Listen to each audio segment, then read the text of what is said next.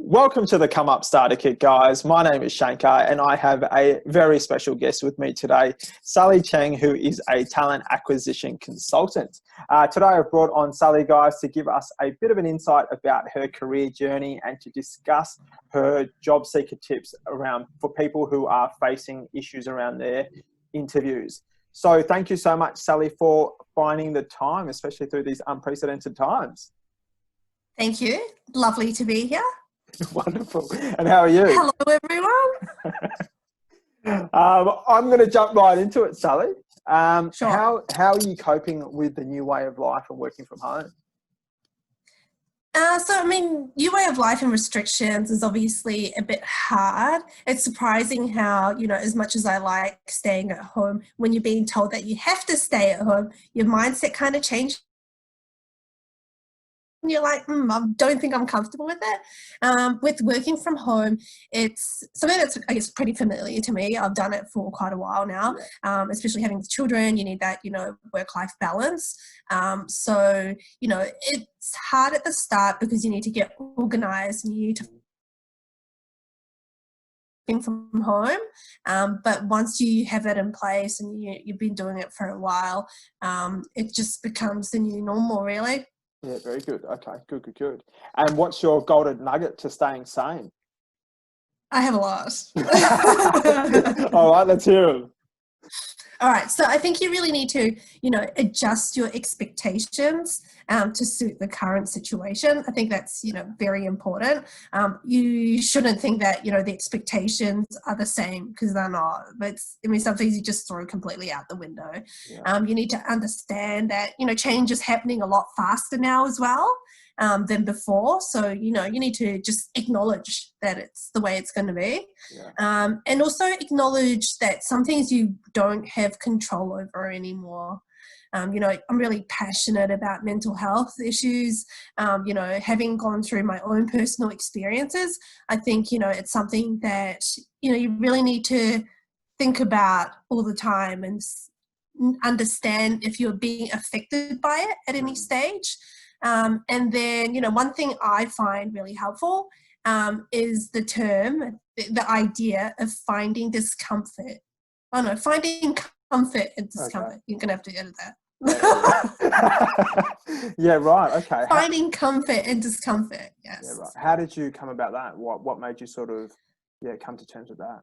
Yeah, look, I think, most of my mental health kind of issues that I was experiencing was anxiety. So, it's not something, and having studied psychology as well, you can understand the science of it, you can understand, everything about it, but it will still happen to you, So I think actually being comfortable with being uncomfortable is something which I've acknowledged and I've tried to really, understand and, to live by, and that's helped me a long way. So that's knowing, when anxiety kicks in for me, coming up with some strategies of understanding, this is happening to me. Yeah. This is what I'm feeling. These are the things that are, that are going to happen, but, I've experienced this before and I've also overcome it.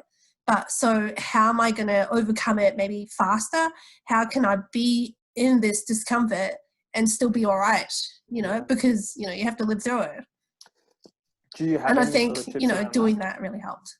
Now, do you have any sort of tips that you've sort of learned along the way that have sort of helped you speed up that process? I've read a lot of books, I've read a lot of blogs, obviously chatted with a lot of people as well. I think one thing, coming from psychology background is, I really didn't want to take the drugs because I knew what the effects were. I'm not saying that you shouldn't take it if you think it's going to help, because everyone, has different experiences and different things help.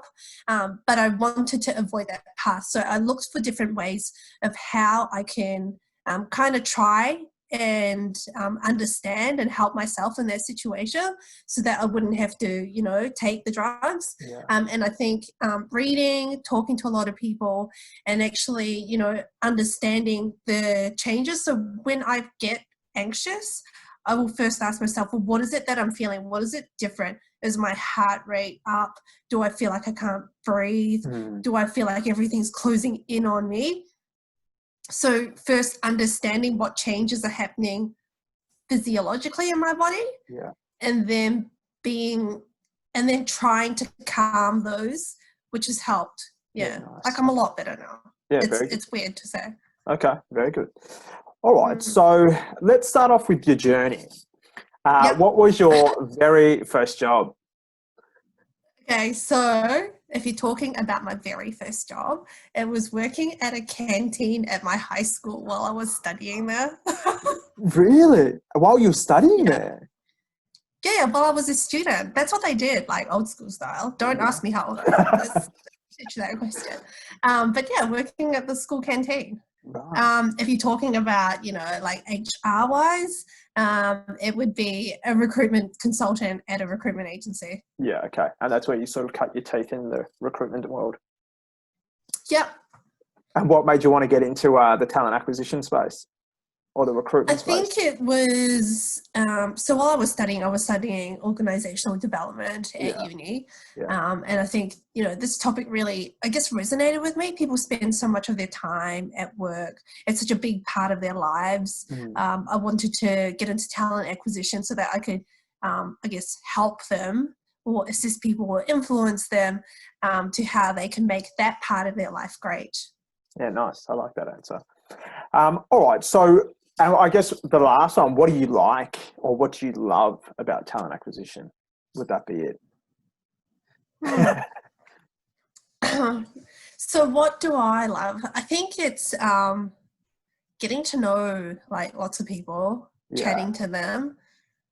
And I mean, the biggest thrill, of course, is finding the right person for the right role and making it both, fit really well. And seeing people, grow from those roles as well. That's also exciting.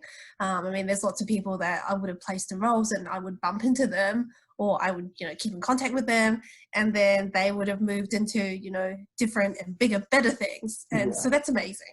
Yeah, very good. Okay, very good. Thank you so much, Sally. So what I wanted to do was now turn the discussion over to helping job seekers and pick your brain around face-to-face interviews especially. Now, I know a lot of people get nervous when they are going for interviews, and I wanted to part some of your wisdom that I know that you have a lot of, and maybe help these struggling people who are, getting nervous and just don't know what to do. So I'm going to jump into it. What are some helpful tips you have for candidates who might be nervous before an interview, and how can they try and minimize those nerves? Yeah, okay. I think the most important thing is being prepared. A lot of the nervousness kind of like just dissipates when you're well prepared for the interview. It makes you feel like you're prepared and, you feel more confident. And also having one of these. Yeah, true. Yeah. You always, the reason I say that is whenever they go, would you like a glass of water? You say yes, because for me, it's something that kind of reminds you to take the time to think about what it is before you start answering a question. And it's also a good thing, like a good action to do while you're mentally thinking about it. Like sometimes I am actually really bad at interviews, just so you know. And I think, so this is great for me. I should take on my advice, as well as other people. And the thing is, when you have a drink and you have it there, it's a good option for you to kind of slow down the pace of the interview and for yourself to, just be still and remind yourself that, you can take the time that you need to answer the question. Yeah, very good. I like that.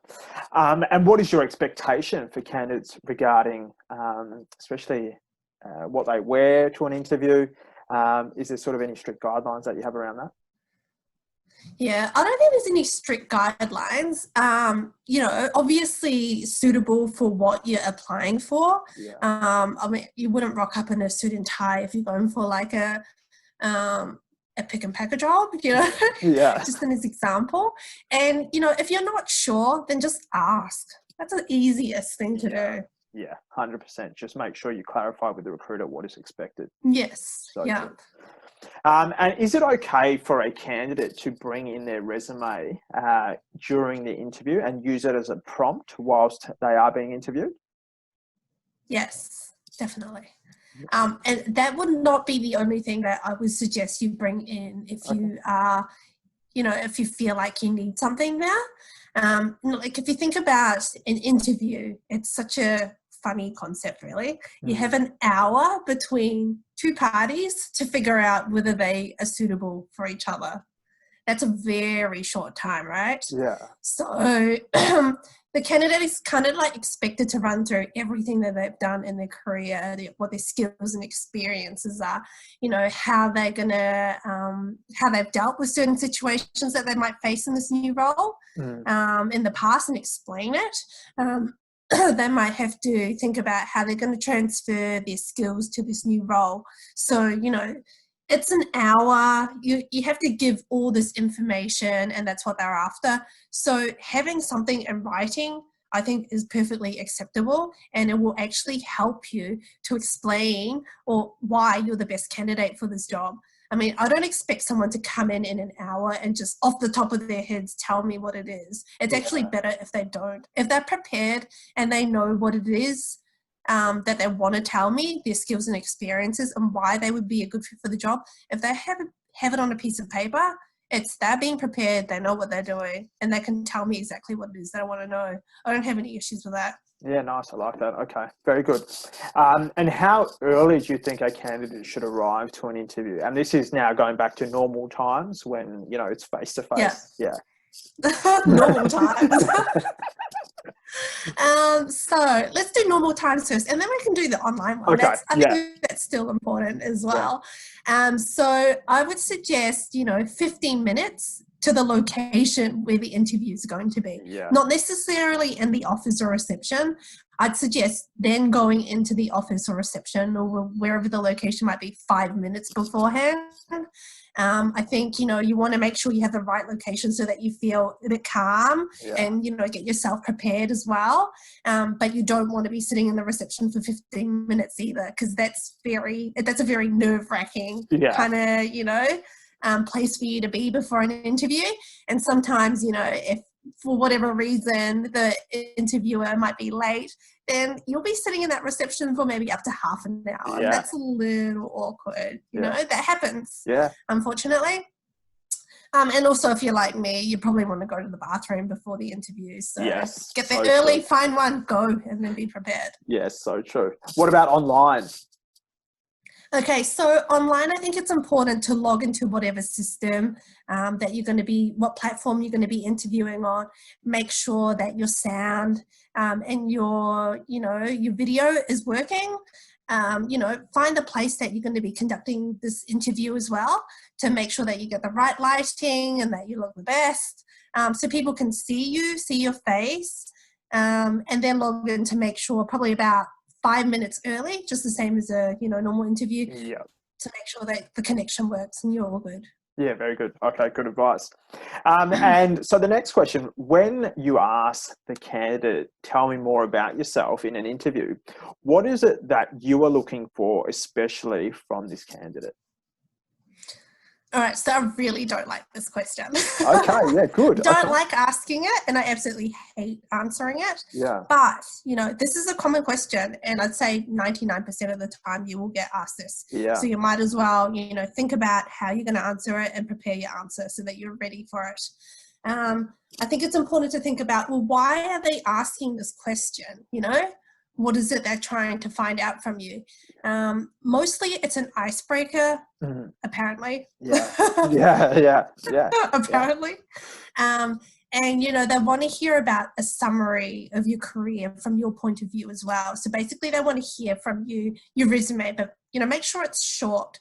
For me, it's about hearing from the candidate, what has brought them here for the interview for this particular role? Why are they in this room? And also, why do they think they'll enjoy being in this role? I think that's important, and I love hearing that, to know that they're going to enjoy being in this role and what motivates them to perform well and succeed in the role. So my guideline really is to talk about maybe your most current role, no more than 2 to 3 roles back. You do want to keep it quite short, otherwise you kind of waffle on and go sideways. You want to talk about how you've progressed through each one of these roles, what your accomplishments were in each role as well, and why you've chosen to move into each one of these roles. Yeah. Perfect. And then you'll be talking about, this role that you're sitting here applying for. Why are you here right now?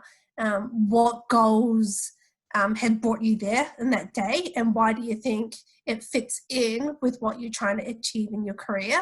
And it doesn't always have to relate to work, right? And your career. It can also be about personal reasons and personal experiences. I like that. Very, very good. And now the next one. When asking behavioural-based questions in an interview, how stringent should a candidate be at following the STAR methodology?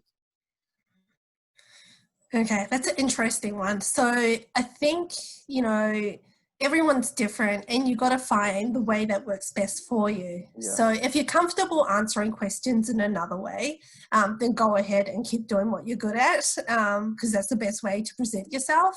I guess this method is good if you are struggling to put together an answer, or you don't have any idea about how to go about answering a question, then this method will work really well for you. So I guess we should go through, for people who don't understand, what the STAR method is about. Yeah, definitely. So basically you answer the questions by outlining the situation, going through the task, what actions you took, and then the result of what happened. Yeah. Yeah, I think you're right in the sense that they just need to be able to form and structure the answer in such a way that it's coherent for everyone in the room and that they understand. I don't think that they need to abide by it, but it's just a framework. Yeah, for sure. Yeah. All right. And in regards to a behavioural-based question, what is it that you expect a candidate to highlight and convey during that time? Yeah. So I guess a behaviour question is based on the assumption that past behaviour is the best indication of what the future behaviour will be like. So when I'm, listening to the answers to these questions, I want the candidate to run me through, what was their approach to the situation, what kind of thought processes they went through to, find a solution to the problem, and also what they factored in as variables as well, which would affect the final result.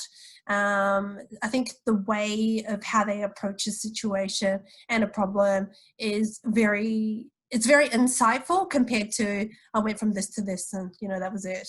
That doesn't really give you a lot of information. And it doesn't necessarily have to be something that resulted in something like a positive impact. Some things don't work out. And sometimes you kind of want to know that, they might have had a solution to a problem that they went through the first time. It didn't work out. Well, how flexible and how adaptive were they to kind of find out another solution to their problem? Yes, so true. Does that answer it? Yes, yeah, very good, very good. Especially nowadays. I mean, things change so fast. You need to be able to change. Yeah, and just be very flexible in your approach and not sort of be stuck to one way. So I think that's a very good answer. And what information do you expect the candidate to know about the company if they are asked? So what do you know about the company and why did you apply? Yeah. So I guess you want to know that they've done a bit of research, but, I really don't want to hear like them just telling me what's already on the company website. I think if you're applying for a job with a larger company, there's that always in the news, or there's some information about what it is that they're working on. So having that information and relating it back to the role that you're applying for is good. You want to know, okay, so, this company might be researching into a different way of doing something. How is that going to relate to your role? What's your contribution to help achieve that? Yeah, nice.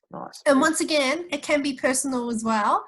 So you might particularly want to work for a company because you've had a positive experience, or someone who's worked for it. Yeah. That's fine. That's always good. Yeah, 100%. Even values, I know a lot of people like non-for-profits and their values align for non-for-profits. So that, you're more than welcome to say that as well. And what are common mistakes that you have seen throughout your journey that candidates make time and time again during an interview? Okay, so I do this as well, which is going off topic. Yeah. and just talking, and then you get a realization, oh, is this what they really want to hear? Answers that are too long. I think, once again, it comes back to having that water in front of you so that you can go back to it, have a think about it.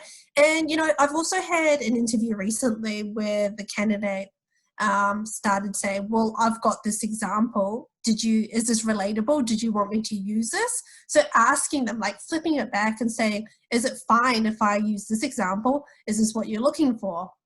Yeah, no. Because there's no point, like it's an hour. You need to, tell them what they want to know about. Yeah. So, if you're not sure about something, just ask them. They're there not to like interrogate you. They want to know everything that you've done as well that relates to the job and makes you the best candidate. And whether that's them asking you whether it's all right to use this example, I think it's very valid. And it shows that, you are thinking, in a way, you're actually looking at the situation, going through some examples, and that's not the only example that you have. Yeah, that's very good. That makes sense. I'm losing my voice. Yeah, no, you're right. No, that was a good answer. I like that one. All right, so that was really, really, really, really good. So thank you so much for the treasures that you have imparted onto us. What would be the best piece of career advice that you have received during your journey? Know your worth. Yes. For sure. Yes. Yeah. I think when you know it, you can express it. You can, communicate it, convey it. Yeah. It's, it's definitely something that I take with me all the time. And also, once again, it's that control thing. There are some things that you're just not in control of. And learning from past failures or things that didn't work out your way, that's always good as well. Yeah, very good. Yeah. And lastly, what can we expect from yourself, Sally? You can expect, I don't know. I guess, for me, it's something with Shankar, I think. For sure. I think we're going to do something. I mean, we've known each other for a while now. Yeah. We have all these amazing ideas of how we want to change the world and make a really, impact to what we do and what others do. So, yeah, we're going to do something together for sure. I like that, Sally. Yeah, 100% we are. I like that. Thank you so much, Sally. You're welcome. It was lovely to be on your show. Mate, thank you. It was lovely to have you on board, so thank you. Yeah, and I think you're doing amazing. This is a lovely idea. And I think you're helping a lot of people. Obviously you've got a lot of experience and skills that is very valuable to other people, and doing this amazing, I don't know, what do you call it? A podcast, a show, a video is great. It's, imparting knowledge. It's fantastic. I love it. Thank you. Thank you so much. Appreciate that. All righty. You're welcome.